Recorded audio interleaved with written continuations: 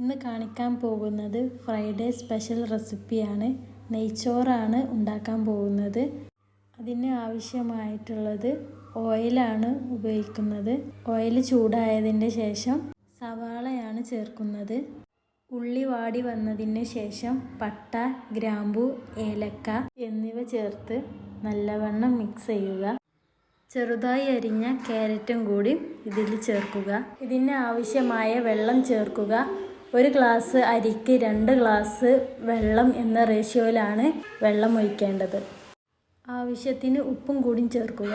വെള്ളം തിളച്ചതിന് ശേഷം അരി ചേർക്കുക. ഇപ്പോൾ തന്നെ ഉപ്പ് പാകമാണോ അല്ലയോ എന്ന് നോക്കണം. അങ്ങനെ നെയ്ച്ചോറ് സെറ്റായിട്ടുണ്ട്. ഇനി കുറച്ച് നെയ്യും കൂടി ചേർക്കുക. ഉള്ളി, അണ്ടിപ്പരിപ്പ്, മുന്തിരി എന്നിവ പൊരിച്ച് നെയ്ച്ചോറിലേക്ക് ചേർക്കാവുന്നതാണ്. ഇന്നത്തെ സ്പെഷ്യൽ ഫ്രൈഡേ റെസിപ്പി റെഡി ആയിട്ടുണ്ട്. ബീഫ് കറിൻ്റെ റെസിപ്പി പിന്നീട് വ്ളോഗിൽ കാണിക്കാം. അപ്പോൾ എല്ലാവർക്കും ജുമാ മുബാറക്.